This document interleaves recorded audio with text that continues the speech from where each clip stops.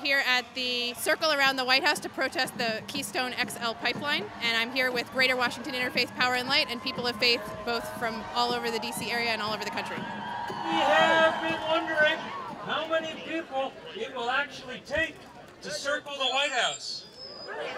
And my early guess is we might just have done it. I think this is an important moment in the Obama administration, in his presidency.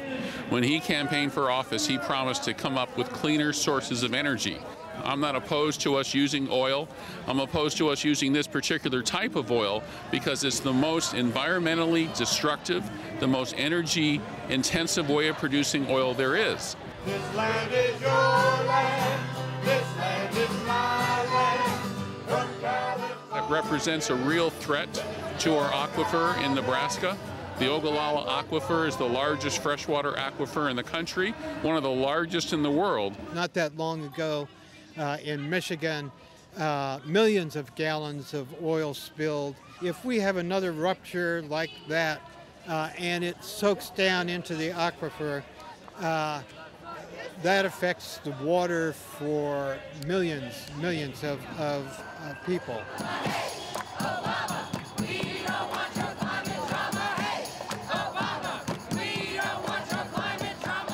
The way of gaining oil from the tar sands puts more carbon into the atmosphere than almost any other way of gaining oil. Concentrations of carbon in our atmosphere are already higher than they've ever been in hundreds of thousands of years. And if we don't turn back now, if we don't act quickly, we are going to have unprecedented, irrevocable impact on the way our Earth, the only Earth any of us have ever lived on, works.